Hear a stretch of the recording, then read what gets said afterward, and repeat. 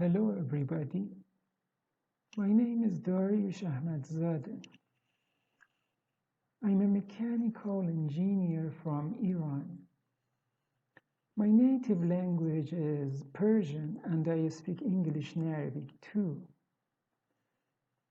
It was a short time ago I happened to remember an old story which was about a legendary hero named Amir Arsalan, or we can name it Prince Arsalan in English.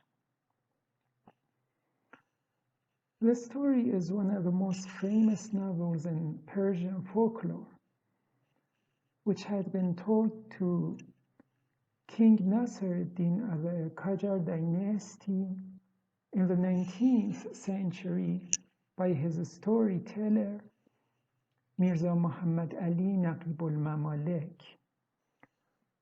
As far as I remember, this story has never been translated into languages like English and Arabic. So I decided to translate this story into English and Arabic. The story contains 22 chapters.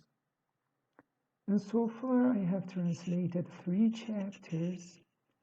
And I will try to translate 2 or 3 chapters a week. Here I will narrate a part of the story for you. First, I have to remind you of something. In the past, each and every storyteller had its own way to start his story. And here our storyteller, Mirza Mohammad-Ali Naqeeb Al-Mamalek, starts his story as follows. In the name of God. However, the narrators of events and the storytellers, the sweet and soft-spoken parrots, those who gather ears from the harvest of speech, the brokers and the market of meanings, and the horsemen in the field of knowledge, wrote the Prince Code of speech as follows. Chapter 1. The journey of Qajar Dynasty and his huge profit. Once upon a time, there was a merchant living in Egypt named Qajar Dynasty, who was a 60-year-old man and who had tasted the ups and downs of life. One day, Qajar Dynasty wanted to travel to India for trade. When everything was ready, the captain of the ship ordered the crew to raise the sails, and the ship set sail. The ship sailed at sea for 10 days and nights. It was about noon on the 11th day when an island appeared in the distance.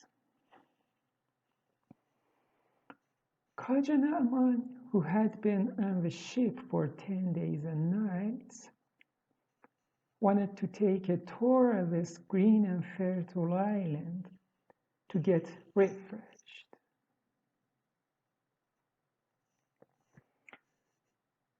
So he ordered the captain to drop the anchor, and he went alone to the island. He had not gone far before he heard a woman crying and wailing. He went towards the sound. After he had taken some steps, he suddenly faced a very beautiful woman wearing old torn clothes. Why are you crying? Qajar Dynasty asked the woman. What's the matter with you? I was the wife of Malik Shah, the king of Rome, she said. And I was very dear to him. My life was going well, and he provided me with whatever I wanted. But one day I was sitting in the palace when the maids came running up to me. Some kind of Phalangian and 30,000 soldiers have come to Rome by sea, they said, and they are fighting Malik Shah's soldiers. I had become very anxious. Shortly afterwards, one of the guards came up to me.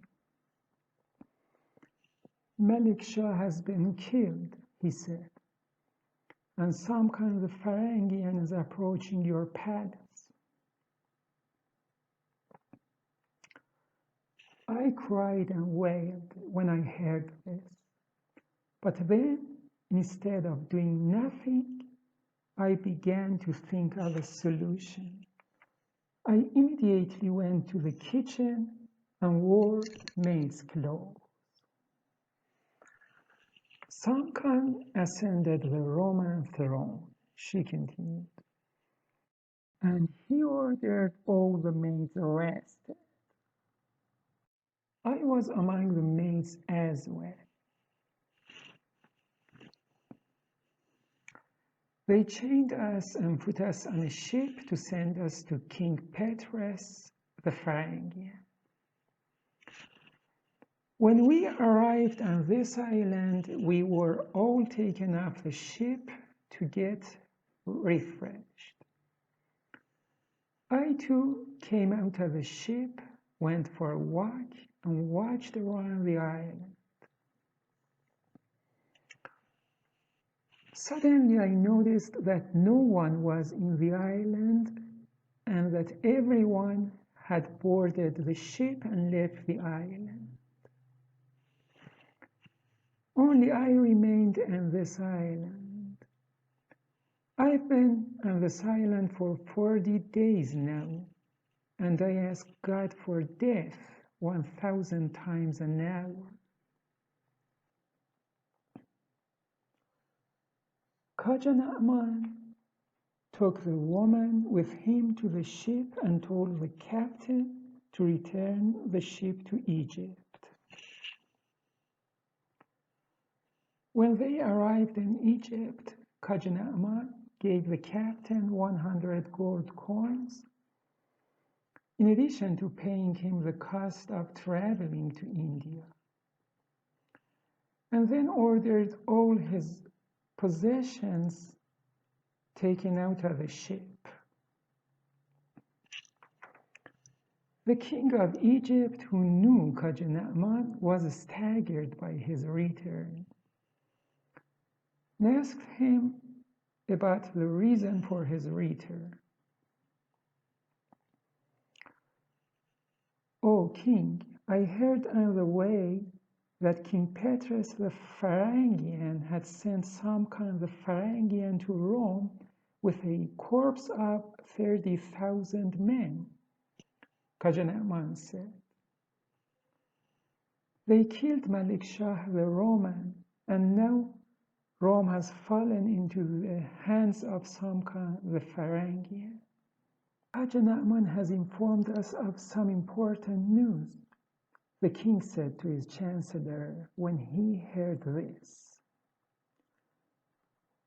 "It's not bad to prepare a military division because the Phalangians may attack us any minute." Okay, my friends, here we reached the end of the first chapter. Thanks for listening to the story.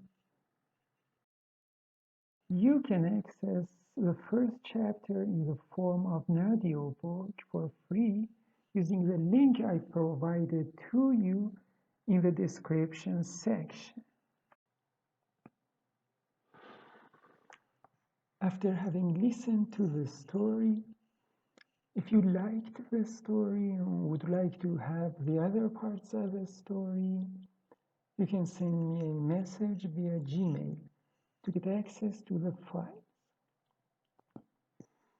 Each file includes one chapter. You will pay $2 for each file. Then I will send you a link to the file.